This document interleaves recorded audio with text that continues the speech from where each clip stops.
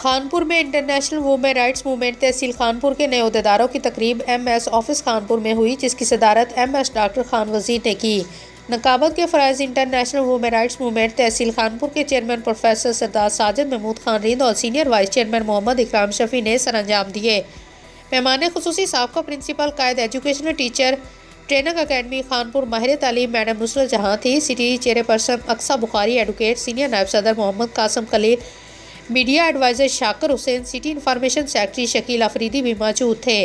नए अहदेदारों में सिटी सदर ख़वातीन विंग ज़ेबा ज़फ़र, सिटी सदर मियाँ शाह नवाज़ कुरैशी और ज़िली general secretary youth wing Shoaib Ahmed. Advocate में मेहमान खुसूसी नुसरत जहाँ, MS तहसील हेडक्वार्टर हस्पताल Khanpur, chief organiser international women rights movement doctor Khan Wazir ने नोटिफिकेशन तकसीम किए। तमाम इमरान ने चौधरी तनवीर अहमद मरूम की इंसानियत की खिदमत करने के हवाले से खराज अकीदत पेश किया और सीनियर नायब सदर मोहम्मद कासम खलील दरखास्ती ने दुआए मगफरत करवाई।